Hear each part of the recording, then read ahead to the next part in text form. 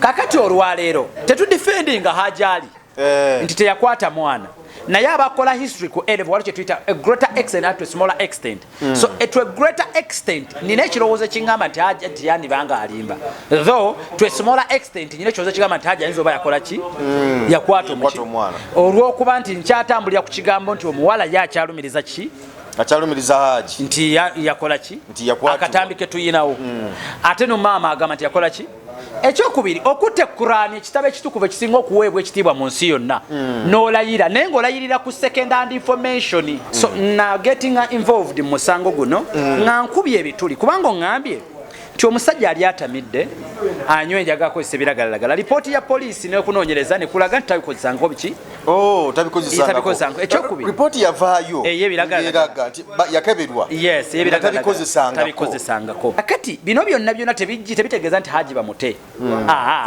okusigala omusango guba gukuvuddeko osigala okyakwatiddwa emikono gy'abe by'okwerinda obutatataganya kunoonyereza kwabwe nga bwe bafinalizinga mpaka DPP bwasanksoninga fayire eyo okugiyita mu High Court kubanga wano kooti y'ekajjanso ba kooti endala si yewozesa egyo emisango ejjannagomola so mwekyamwe kiba kyakuli era ku nnaku lw'enkya olwokusatu tetugenda tosuubira nti Hajji bagenda muwa bail enkya bagenda mumusomera musango gwe batamusomeranga okutulirawo kooti hearing bagenda musomera yes bamala okumusomera tuyinza n'okutwala eddakiika 5 zokkoba 6 nga tuvuddeyo lwaki tuyita bannayuganda n'okujja nga mwambadde t-shirts zonna mu black eziriko equity for men justice for Hajji twagala kulaga solidarity eya mulundi guno kubanga ngaffe abakubye ebituli mu bujulizi obuleetebwa omukyala twagala kulaga bumunti n'abaami ku mulundi guno twetaaga ensonga zaffe ziwulirwe omwana nisha wa myaka 14 kitegeeza singa kizuulibwa nti yali alimba naye agenda kuvunaanibwa amateeka gagenda mukwatanga ye kati theri ne maama we yamuyambako okutambuza obulimba naye gamuvunaani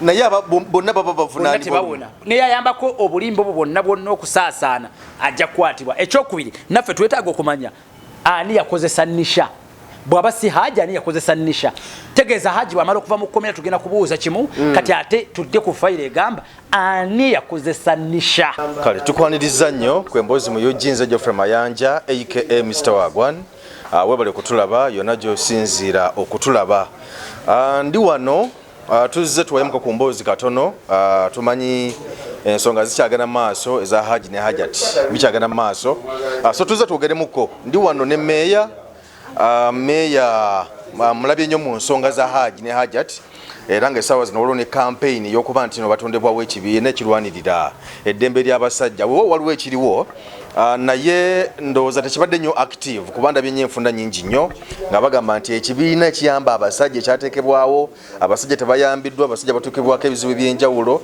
naye tebayambiddwa so n'olw'ensonga eyo tuzze twogere ku nsonga ezo meya atubuulire ekibiina ekirwanirira abasajja abaami n'ensonga za Hajji ne Hajjati bituuseewa pulaani kyeriwo beere nga tutandikira awo meya nsanyusa okulaba weewaawo abatulaba ku mboozi muyugi mbebazizaako yonna gye musoba nga mugenda mu maaso n'okubanga mutulaba amanya nze Frank Asiri muzzukulu wa Kyaddondo aka MC Meya neesiimye okubaawo wano mulundi gwe ogusookedde ddala okutuula ku mukutu guno kale nno kimpadde essanyu kimpadde amaanyi okubanga ate oba oli awo nga ndi ku mukutu guno amiina meya okusooka ddala nja kusooka okubuuza ekibuuzo interest ogijjawa mu nsonga za Hajji ne Hajjati kubanga nkulabye nnyo ku mikutu egy'enjawulo lw'okuba nti n'ofuddeyo okusookera ddala ndi munnamawulire omunoonyereza siri munnamawulire ow'ebidandali ndi munnamawulire omunoonyereza era bw'ogenda ku akawunti yange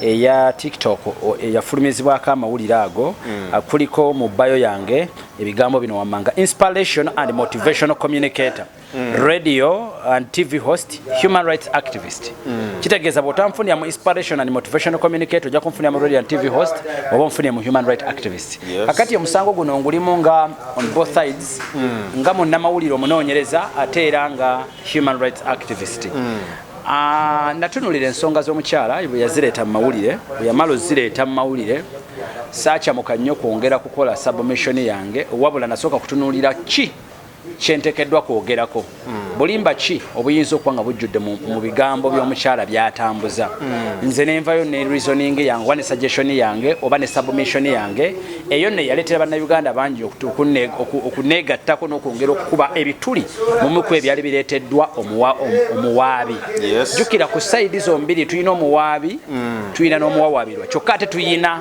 ne victim eyakolebwako ekyo ekiwawaabirwa nti victim si yawaaba because ali under age kakati maama yawaaba naye bwe natunuulira ensonga eyo ekyasooka okuzijira mu bwongo ekyenafuna waliwo kye tuyita domestic violence domestic violence bwe busambattuko mu maka omusango gwonna oguli ku level ya rape ne defilement omusango gwonna nkiddamu omusango gwonna nga guli ku level ya defilement ne rape naddala nga kyekuusa waka nga kiviire ddala waka omulandu. Bismillahirrahmanirrahim. Nze Sheikh Rubega Said omusomi w'edduwa akola ku bizibu byonna emirimu giganyi amaka gayuuga okoze bizinesi za buli kika otambudde n'okugenda e Bulaaya ng'ogezesezza omukisa gwo guganyi nkozesa n'ekyoto bannabbi kye basobola okuba nti basinziirako okuba nti bakola saddaaka eza buli kika kuba bayokyerangako n'endiga nga bw'olaba endiga ya nabbi Ibrahim nga aliko Ismail kyali kirooto ne kijjawo emiziziko gyonna nga kaseera naffe gwe sobola okuba nti tutambulira okusobola okuba nti tujjawo ebyo byonna ebyagaana nze Sheikh Rubega enamba yange 0756599197 bw'oba okubye ku namba eyo nja kukumalira ensonga zo zonna njagala sobola okuba nti tukwatagana biidhini rahman tusobole okumalawo emiziriko gyonna. Assalamu alaikum warahmatullahi wabarakatuh. Ndira ogusingira ddala okubeera omukulu oguli emabega gutwandise taproot baguyita oba baguyita kyetwandiise domestic violence. Domestic violence ekolebwa abantu babiri naddala bwe tudda ku side ey'ewaka. Waliwo kye tuyita taata ne maama n'abaana. Kati gwe omuntu wewabweru obeera third party. Obeera third party okukomentinga ku issue efudde mu makomo. Mfuna bulungi. Naye ate waliwo ate kye tuyita ababiri bano taata ne maama. Taata ne maama be bali mu kisenge kati tegeza waliwo n'abaana tebafuuka third party. Mu kufuuka third party tunzi kati tutegedde bifa mu kisenge newankubadde n'abaana bakola ki kati Hajji Mwizeye Ali ne Nakisu Yizuula Mwizeye be bali mu kulepuka n'omusango n'omuwala Nisha. Olwaleero akaseera akazibu ke tuyina tuli mu ntalo eziri wakati eziri munda mu nnyumba nga ffe abali mu kuzikomentingako tuli third party.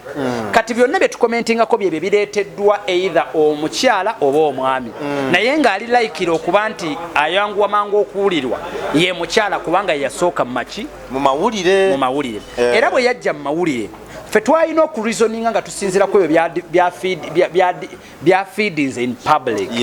Okategedde bulungi byanyonnyodde eggwanga. So na getting involved mu musango guno nga nkubye ebituli kubanga oŋŋambye nti omusajja ali atamidde anywa enjaga akozesa ebiragalalagala. Lipooti ya poliisi n'okunoonyereza ne kulaga nti tabikozesangako biki tabikozesangako. Ekyokubiri ripooti yavaayo ey'ebiragalalagala nti yakeberwa tabikozesangako. Ekyokubiri omuntu anywa ebiragalalagala ne bimwawuza ku mwana n'abukaddeeko esooka n'agenda ku yokubiri ne ku yokusatu ompa endowooza erowooza nti oba ebiragalalagala bino si bituufu ate bikwawuza nti ono nze muzaala ono sinze muzaala era n'ogenda kaddeeko ake waggulu ne weebaka ku mwana owwo gw'otazaala. Kati neetagukwata dede ekyokubiri mu nnyumba oŋŋambye nti Hajji mwana yamukwata mu gwakutaano. Hajji bwe twalabye ku pepa wakawe yakomawo mu Uganda ngenda kuza omwezi 7 gwali gwa 6 okuva e Sudaani gy'akolera ate omwana agambye bamukozesa mu gwakutaano. Ekyokubiri nga tugenda ekajjansi omukazi agenda okujja ku poliisi agenda okujja mu mawulire. Hajji yasookera kajjansi n'amalawo ennaku 8 n'agenda ku poliisi y'e Nateete n'amalawo ennaku 5 ng'asibiddwa ezo ennaku zonna n'agenda Ekigo agenda okujja mu mawulire ng'omuntu amaze kumpi agenda kwezaayo mwezi. Nebuuza justice ki gye wali onoonya ng'ate already omuntu ali mu mikono gya byakwerinda. Naye yasooka olindeko omukyalo ono Ajati Zulu agenda okujja mu mawulire ng'olwedde Ajja ali mu kkomera olwedde ng'ali mu kkomera ng'ate agenda kuwezaayo mwezi. Oba ntegerekese bulungi. Kakati ekyokubiri nti wali onoonya justice kika kyeyo abalala gye bataakuwa kubanga ab'ebyokwerinda weekubira endulu ne bakwata omusajja n'omutwala mu kkomera okujja mu mawulire ne Ruth Kalibala wali onoonya ki? Justice kije wali oyagala tukuwe. Kubanga already Hajji yali mu bamateeka. Yali mu bamateeka. Kati ompadde out of mind okutandika okukuba tochi mu bigambo byokola ki? Era nganze omuntu afaayo nagende kumukomera ekigo. Ne nesitula nengenda mukomera ekigo okukonfirming okubuuza ku Hajji Mwizeye. Mubuuze what exactly happened. Era omusajja nanyumiza side ye. Kakati waliwo akantu akalaka enjagala okutegeeza bannayuganda nti lwaki tuli ku musango gwa lepu ate bino lwaki mubyerabidde, bino tuli ku musango gwa lepu ate muli ku bya national ID. There is no way gy'osobola okutuuka ku mazima ag'enkomeredde ageekuusa ku musango rep nga weewase bino bye tulimu. Bwe guba nga weeguli n'ebino byo birina okuyingiramu. Kankakuddiremu. Toyina ngeri gy'oyinza kutuuka ku mazima ga ku ntikko ku musango ogwa capital fencing ogwo nga weewaze ebintu bino bye tulimu. Kubanga omuwawaabirwa agambye saakikola. Mbuuza omuwawaabirwa lwaki olowooza bakuwaayiriza. Omuwawaabirwa kyava atandika okunyumiza nti owaaye nsuubira okubanga bampaayiriza olwakino ne kino. Okumanya omuntu oyo muzibu yasookera wa Hajji Mutebi, yasookera wa Hajji Kintu, n'amala n'agende wa Hajji Mutebi, n'ave wa Hajji Mutebi, najje wa Hajji Gundi. Onfuna bulungi. Hajji Mutebi yono yagenze ku polisi nga galebya babye. Ono yagenze ku polisi bamuyita Miss Kintu. Miss Kintu. Miss Kintu. Abamu be basajja bameka. Be basajja basatu. Abamanyiddwa. Ate bonna nga bamuwasizza mbaga era nga bawoowe. Atambulira nnyo basajja. Kakati ebyo byonna bitandika okumpa doubt of mind. Bwe nesito nengenda wa minister nakiwala kiyingi twali fenna omukyala ntugasimbagana. Bazze kufunira mwana basale. Ng'omukazi empapula zaayine ezimwogerako ng'obwannannyini nga national ID esooka eriko nakisuyizula kazibwe. Ng'endala eriko nakisuyizula Mwizeye. Minisita n'amubuuza kazibwe yaani natugamba kazibwe mukwano gwe. Ne tubuuza nti naye mukwano gwe olwaleero ofuna otya amangu ago agamuteeka ku national ID. Tukizuula oluvannyuma nti mwami kazibwe ayogerwako atera nnyo kikozesa okwagala okukusa abantu batwala mu Amerika kubanga ye mutuuze wa mu Amerika mwayirayo obutuuze. Kakati kimwanguyira okuteekako okuprocessingira empapula ng'akututte muntu we. Kakati ye yagamba nti n'ebirala byali bingi kaawo byedefendingako ne twategeera nti byali byaki. Kakati olwaleero tetudefendinga Hajji ali nti teyakwata mwana. Naye abakola history ku elevo wali kyetuyita a greater extent and to a smaller extent. So to a greater extent nina ekirowoozo ekingamba nti Hajji yandibanga alimba. Though to a smaller extent nina ekirowoozo ekingamba nti Hajji ayinza oba yakola ki?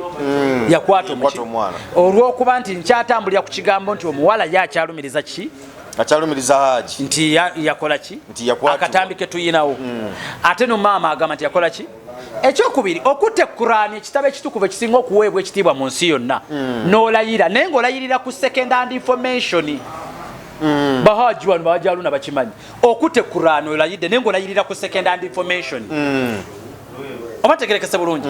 Omwana yaŋŋambye nti taata we yamukutte ng'okwata Qur'an ng'olayira mbundayira nti taata yakutte omwana wange ng'atogamba nti omwana yakugamba.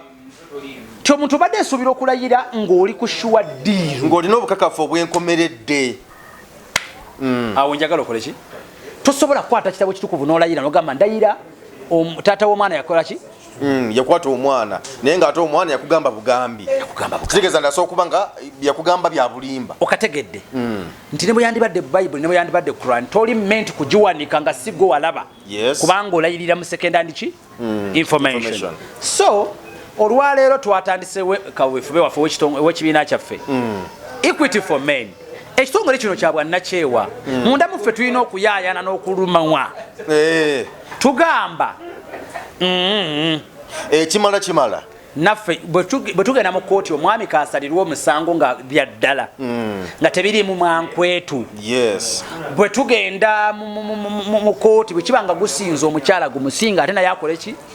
Si kwekaabya amaziga ga mu public aba ne mukwatibwa ekisa ne mulumirirwa omuntu gwe mulowooza nti mulumirirwa kumba ali ku bibye. Kubanga bwe nakola emboozi eyasooka nga Hajji amaze okuvaayo naye abantu abasinga bajjanga mu comment section ku YouTube channel yange nga bagamba nti bannange Hajji atusonyiwe mu kusooka twamusaliranga omusango Hajji bannange twamusaliranga omusango mu kusooka nga kitegeeza nti abantu bangi bawulira nnyo amaziga g'omukyalo ono ng'avuddeyo aga Hajji ati naye ensonga za Hajji ate bwe zaavaayo oluvannyuma ne bageraageranya Hajji ati bye yayogedde nebe ne bivuddeyo oluvanyuma ndoza babantu bafuna ekifaananyi ekyabwe okitegeera so nti oba oli awayinza okubeerawo ebitatambula bulungi mbadde nga tuddeyo emabega wali katono kubanga nalabako Hajji nga akola interview emu ne Mutebi owa Salt TV Hajji n'agamba namubuuza ku byapa n'agamba nti naye bagamba okumpanya nnyo ebintu by'abasajja bagamba n'ebyapa by'abasajja by'olinaawo n'ebintu eby'enjawulo Hajji n'alayira n'agamba nti nze sina kintu kya musajja n'omuti nali ntutte nageza okuwulira kyate teri nsonga ya Hajji gye siriimu ku poliisi awo olunaku lwokuna basanctioninze mwami Kawalya agambibwa okuba nti ayina ebyapa omukyala yabyewolerako millions 6 n'akwata ebyapa by'omusajja n'abyewolerako millions 6 n'abikwasa omwami yazimuwa bamwita Kawalya naye wa mipiira mu kiwa Kisekka era bamushankisonize ku poliisi y'Ekibuye agenda kujja ku Lwakuna naye kukola statement omukazi yajja n'akola statement n'akatambi kabateerayo namukwata ebifaananyi era ne yeewozaako ku byapa bino era nakkiriza nti ddala kituufu akola ki abirina era yabyewulirako millions 6 mwami Kawalya agala millions 6 ekyokubiri mu byapa bye yatwala mulimu ebya neighbor w'ekitundu ekyo ku neighbor ne chairman w'ekyalo yaliko kati bw'oba olagidde kugamba tokumpanyangako bintu by'abantu ate lwaki okkiriza nti waliwo ebyapa by'oyina era by'okkiriza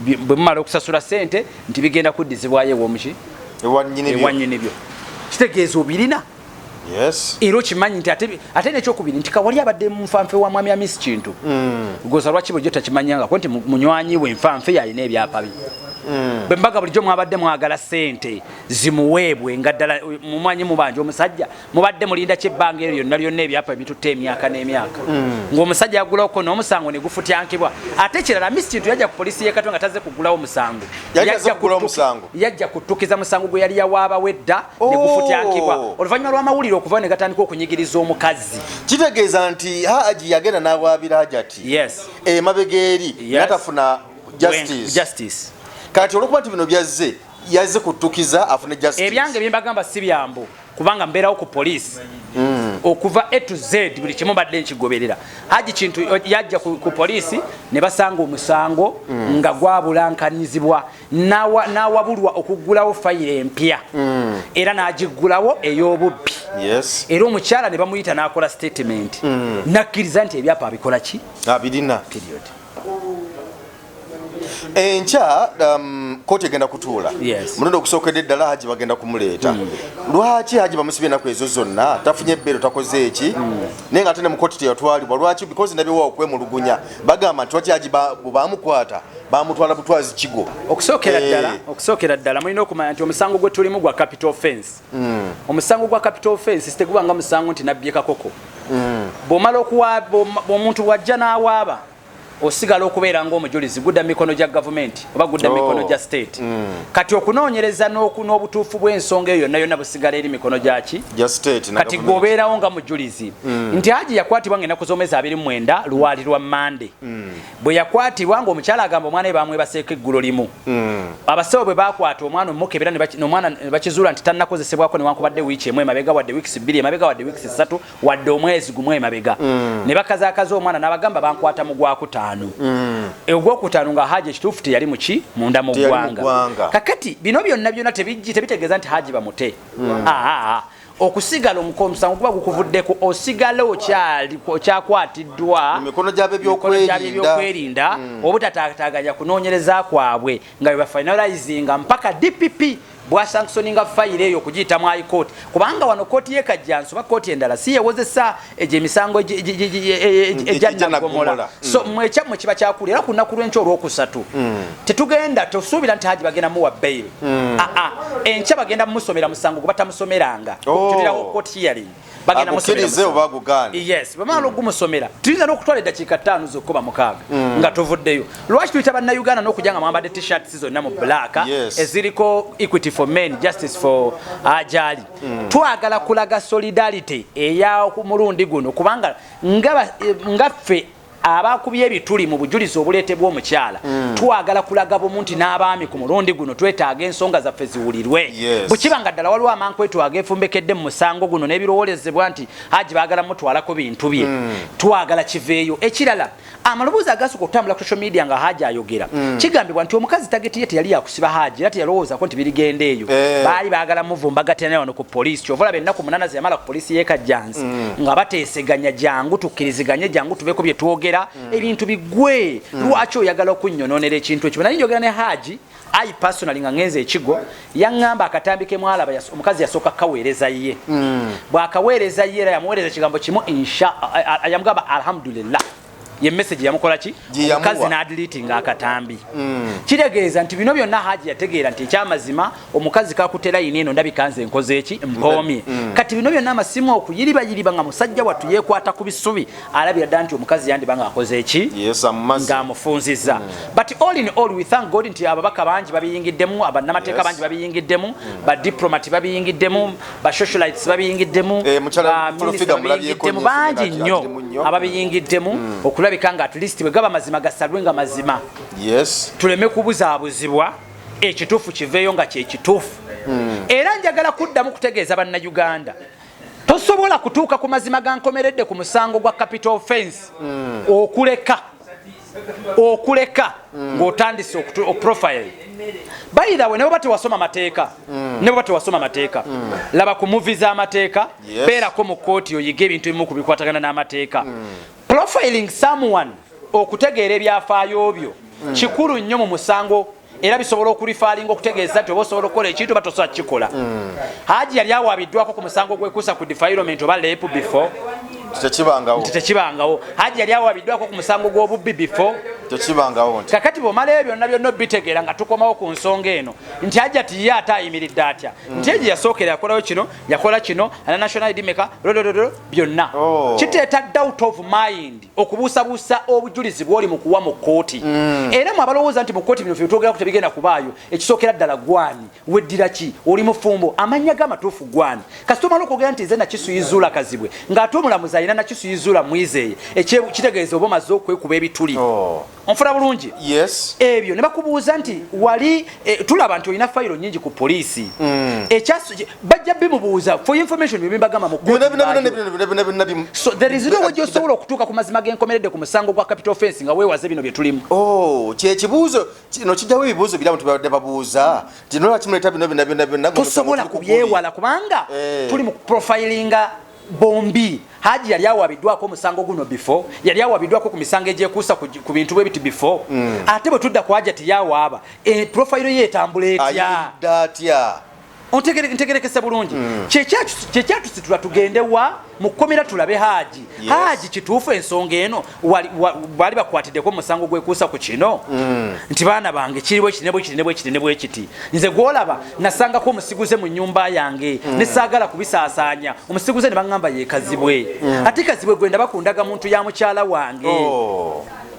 obantegerekese bulungi ekyokubiri omwana Nisha nti ne ku lunaku lwe baŋŋamba namukwata namuwa ne school fees kwolwo ku Monday nakwata mu nsawo yange nemuwa school fees oyo gwe bagamba gwe nakwata kati ebyo byonna byonna tulina bitunuulira we compare okutuuka ku mazima ag'enkomeredde agayinza otuyamba mu kkooti kakati enkya abantu bayitibwa okugenda mu kkooti okulaba nga Hajji bamusomera emisango gye ekyo kinaba kiwedde kyekiddako agenda kusomerwa then tulinde ennaku zesaagala kwatula wano DPP bwagenda okusanksoninga fayiro ye eyitibwe mu High Court okuyitibwa mu High Court kitegeeza nti okunoonyereza kwa gavumenti kulina we kutuukiddwa then kakati Hajji ajje yeewozeeko then bano abavunaanyizibwa balooya be bateke mu buwandiiko okusaba bail bwe kiba kikkiriziddwa Hajji ateebwe atandika okuwoza nga ava wabweru ekibiina kino kituuseewa equity for men tutandikira kwajaali tewali walabo kituuse fe tutandikira kwajaali era gwe gugenda okubeera omusango gwaffe gwe tutandikirako ekirala tekirimu nti oba basajja bokka n'abakazi mwebali kubanga n'abakazi bazaala abalenzi n'abalenzi nabo bazaalibwa bakazi so saagala olowooze nti buli nekinajja ojja kisalira abalenzi ng'ate naawe ozadde abalenzi buli musajja oli bw'aba yakumenya omutima ng'akuzaalamu n'atakulabira ate tokitiika ku balala bonna bannaye kiki ennyo golowooza buli musajja yina afaanana ng'oyo wuwo kyekyo. Okay. Nalabyeko ku mukutu gwo naliko luli. Of course ngoberera nyira mbeerako. Nenda abantu abenjawulo nga bagula t-shirts. Onaga nti njaga nguze t-shirts bweziti nguze bweziti. Nalaba wakinyonyolawo nti t-shirts za mirundi ebiri. Waliwo t-shirt ez'ekibiina ekirondedde embiri y'abaami. Ziriko equity for men. Nate nobaone t-shirt endala eriko. But at the moment tulina t-shirt kika kimu. Zonna ziriko equity for men. Zonna era ziriko n'akagambo free ajali. Nti twagadde okulaga nti tutandikidde ku musango guno. Tetugamba nti ajali teyakola kintu. Wabula tugamba bwe gaba amateeka nga gakugobererwa. Leka tetusinzira ku maziga ga mukazi. Tetugoberera sympathy y'abakazi. Teyekola busolosolo mu kooti nedda. Twetaaga amateeka galamulenga gavunaana kakati bonna nga basinzira ku facts. Yes. Ekisooka ekirala ekisinga okwasa ennaku nti Hajji yasinga okwagala bagende ku DNA. Yasinga okwagala. Naye Hajji yagamba nti Hajji yeebuzaabuza. Yes. Oledo oli omukutte ate kwebuzaabuza kiriko nga toledo ali mu mikono gya byakwerinda. Kitegeeza Hajji yeebuzaabuza. Oledo oli ali mu mikono gya byakwerinda tayizo gaana. Kati Hajji kyetwetaaga naye bwe kumusinga naye Hajji must shine ni ruzira. Must shine. Must shine ni ruzira. Yes. Yes. Naye omusango gumuvunaanibwe. Ekyokubiri bwe twali ne minister tugamba nti mu Uganda tulinayo abaana babika bibiri, tulinayo abaana abato n'abakulu. Abato ye mwana ali under 12. Okuva ku 12 okutuuka 17 aba mwana mukulu. Kakati okuva ku myaka egyo kitegeeza kyakola abakimanyi ne wankwadde aba wansi wa mikono gy'abakadde be. Kakati omwana nisha wa myaka 14 kitegeeza singa kizuulibwa nti yali alimba naye agenda kuvunaanibwa amateeka gagenda mukwatanga ye. Kati theri ne maama we yamuyambako okutambuza obulimba naye gamuvunaani. Naye bonna baba bavunaanibwa. Naye ayambako obulimba obwo bonna okusaasaana ajja kukwatibwa. Ekyokubiri naffe twetaaga okumanya ani yakozesa nisha. Bwaba si Hajji ani yakozesa nisha. Tegeeza Hajji bwamala okuva mu kkomera tugenda kubuuza kimu kati ate tudde ku fayiro egamba ani yakozesa nisha. Abantu olwo bantu bagala okutegeera. Somanya boli nawo info. We bagambira nti nno bawamba nisha ne bamutwala ne basaba Hajji $7 bakakago bakasanvu. Naye amawulire agavayo gagalaga nti nno yali tawambiddwa yali atwaliddwa ate ewa muganzi wa Hajji. Ebyo byambo kubanga kirowoozebwa nti omuwala yakukusibwako kwagala okuyingizibwa mu ggwanga lya America nakuba mu ggwanga lya Mexico. Eyo nno kigambye bati $600 Hajji ziyaweerezebwa ze zimukoze zaali ziyambako omwana nisha okulabika nga akomawo. Tezaali $600 zaali $600. Yes. Okumuyambako okukomawo. Ffe byonna bikyali byambo. Naye kooti olunaku lw'enkya kyuvala saagala nnyo kwogera nnyo tulinde kooti y'enkya kyegenda okusalawo. Era abasinga bintu genda biwulirako olwo ku kooti. Awo tulabe we binaatandikira. Yes. Okay. Era ojja onnoonyeeko nga kooti ewedde oba ku kooti ogenda kubaawo tuanalyzing issues nga tusinziira ku bimu ki ebivudde mu kooti ne ku ki kye tuwulidde mu kooti. Yes. Okay. Kakati ku side y'abaami kubanga era nga bwe twakyogeddeko nti abaami bangi batulugunyizibwa mu mayumba eyo naye nga basirise tebakola ki tebasobola kwogerera nga Hajji bwe yali. Kitegeeza nti singa ate kyavaayo n'ebintu okubanga biringa bwe biri esaawa zino nti Hajji yali badde n'omugugu ogwo paka bwe yalivudde mu nsi. Olowooza ki ekiyinza okukolebwa abaami nga bamuteekateeka okulaba nga namwe mustandinga ng'ekibiina Equity for Men. Abaami baalikoze eki singa omwami yeesanga mu mbeera ng'eyo kubanga esaawa zino Hajji yayambiddwa nti amaloboozi gavuddeyo ku lulwe naye eri abaami nga ye amaloboozi tegajja kuvayo ku lulwe. Ekisookera ddala abaami ekibiina kyaffe kigenda kwamba nnamateeka tozikiza bw'owulira yonna bw'oyise mu kusomoozebwa tunoonyeeko enamba z'essimu tutuukirikika tulina offices jangu yogerako ne MC Mayor yogerako ne Lulini Ntege yogerako ne Mama Fina yogerako ne baani badoni Chris bonna. Yes. Bogi yogera kokola bagenti banenga mwayamba ku gundi nange mujje mukole ki munyambe ko tustukire mu tulabe ensonga yo ddala ntuufu oba si ntuufu tulabe what to do because we have the well qualified lawyers and the top lawyers around city. So we are very equipped and organized in what we are doing. So don't be afraid, don't be scared, don't be ashamed okuvaayo n'otutuukirira. Be very frank, be open with us. come and talk to us tulabe what we can do better. Yeah. Ndabyekawo abantu mbalabye nnyo mu comments ezenjawulo nabalanga boogera nga banenya minister nachola kiyingi mu byonna byazaakola gulabe ensobi ziriwa anti kati wache tuita stupidity of understanding. I'm sorry because olimi olo wache tuita stupidity of understanding mu literature wache tuita retarded punk or retarded maranga ye muntu omuwumba tutu nga boteeka wano obusabu embuzi tasobola kubwawula ku mwanyi nga ye byonna asobola okumeketa. Ekibuuzo kyange kiri kimu, minister omusango ogwo gwatandikira mbadde era gwatandikira mu kamera nga nakisu yagenze. Yes. Lwachi olwayiro bwatunulidde ku saidi y'abaami bwe mulaba nti kati kibi. Yes. Bwe yalese saidi zombiriri. Ate kati bwe mulabanga kibi, lulinga temwasobola kukiraba nti kye yakola kyali kibi, olunaku lwe yakyaza na kisui. So yamaze kuleta ku saidi y'abaami mugiwulireko lwe mwalabye nti kibi. Era nti lwaki ensonga minisita tazijja mu kamera banange naye ayitirize kamera evuze kamera. No, nanti kati twabakutta awaluma olwo bategedde kati tubakutta awaluma. Naye nga tumulabye mu nsonga ezenjawulo ku nsonga za fresh kid zonna zabeeranga mu mawulire. N'ebirala byazaakolako byonna bibadde mu mawulire. Ekyokubiri ensonga ezo ziri mu public interest. Ekintu kyonna nga kiri mu public interest. Si ffe abahaji si be bajja mu mawulire. Nedda omwami si yajja mawulire, omukazi yajja mu mawulire. Nayita YouTuber. Yes. So wali owadde social media debate. Wali tuwadde debate, everyone to debate. So lwena kiwala kinjibwa n'eki yakola ekyokujja mu kamera kye yali ategeddwa okukola kubanga naye omusango yagusanga mu mawulire. Yagusanga mu mawulire.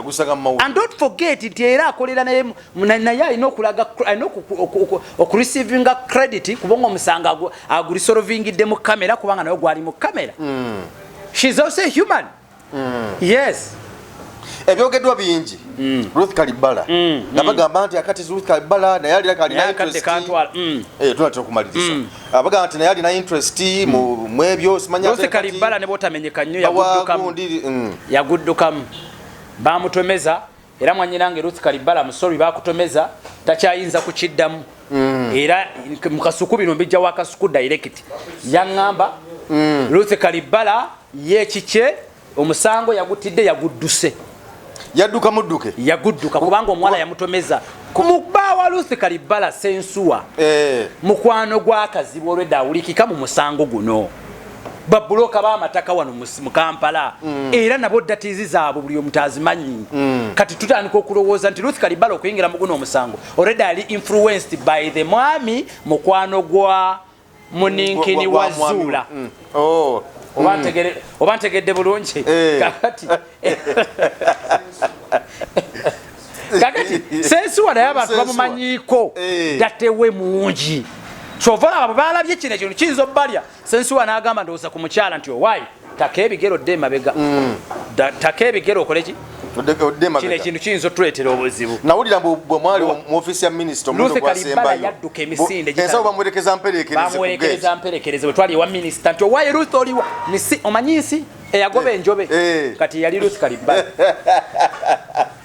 Yali Ruth Kalibala. Yes. Okay, kale kati nga tumaliriza amani njagala abantu obategeeze ku socials zo nedda ku TikTok. Ku TikTok emusimeya 8 lake number yange ne ku Facebook emusimeya 8 lake number and of course ne ku YouTube nkozesa Next Edition TV ye official YouTube channel yange. Endala zonna mba nkyaziddwako nga bonkyaziza but my official YouTube channel bagita Next Edition TV. Wabeera ko ebintu ebyenjawulo. Next Edition TV. Yes, current affairs, talo za mawanga, bintu byebite bya humanity nebira bingi nnyo ebibeerayo. Naddala nga bikwatagana kulamu bw'omuntu n'amawulire. Omukyala Joy yagamba okugula t-shirts empitirivu ennyo wamala n'omufuna. Joy ebibyo bireke. Kale nze Mayanja Geoffrey aka Mr. Wagwan webale kutulaba twagala kumaliriza wano naye ng'ensonga zezo Enkya Kooti katulindirire naye nga bw'atugambye meya nti tewali nnyo kyama kijja kuvaayo just kugenda kusomera busomezi Hajji misango gye bamubuuza ogikkiriza oba nedda bw'agamba nti ye oba nedda bamuzeeyo then balaga olunaku lwanaakomawo okulaba nga atandika okuba nga yeewozaako so bwe tugenda kutambula naye nga kyekiri kyonna justice ekisinga obukulu era nakulabakawo ng'oyogera ng'ogamba nti tuwolereza Hajji naye twagala justice tuyite makuba amatuufu ekolebwe nga buli wamu kiri clear. Yes. Nga twabadde okunyigirizibwa side emu oba endala. Yes. Yeah. So checho banaffe aba Daddela Tole Football Sports Academy abagamba tino tola y'abaana babayigirize omupiira ba ekitone bongero kisitula babateeka omutindo side yawo era nga bali Luweero side yawo so beekwate Daddela Sports Football Academy bali Luweero Kasana ate banaffe ba Diamonds Pre and Primary School Buddo Kimbejja ly'essomero twalayo omwana asome byonna bajja kumusomesa bulungi bajja enteekateeka zonna ziri bulungi sono teekeddwa bulungi amadoka zitambuza abayizi weeziri ebisulo biteeketeeka bulungi weebiri ate nga n'abasomesa basomesa bulungi abaana swimming pool okusomero weeri buli kimu kyonna kiri malida so twalayo omwana asomesa side eyo ku Diamonds Pre and Primary School Buddo Kimbejja bajja kumusomesa bulungi nze Geoffrey Mayanja aka Mr. Wagwan nzikiriza tulabagane. Bismillahirrahmanirrahim. Nze Sheru Bega Said omusomi w'edduwa akola ku bizibu byonna emirimu giganye amaka gayuuga okoze bizinesi za buli kika otambudde n'okugenda e Bulaaya ng'ogezesezza omukisa gwo guganye nkozesa n'ekyoto bannabbi kye basobola okuba nti basinziirako okuba nti bakola saddaaka eza buli kika kuba bayokyerangako n'endiga nga bw'olaba endiga ya nabbi Ibrahim nga aliko Ismail kyali kirooto ne kijjawo emiziziko gyonna nga ke kaseera naffe gwe sobola okuba nti tutambulira okusobola okuba nti tujjawo ebyo byonna ebyagaana. Nze Sheru Bega enamba yange 0756599991 bw'oba okubye ku namba eyo nja kukumalira ensonga zo zonna njagala tusobole okuba nti tukwatagana biidhini rahman tusobole okumalawo emiziriko gyonna. Assalamu alaikum wa rahmatullahi wa barakatuh.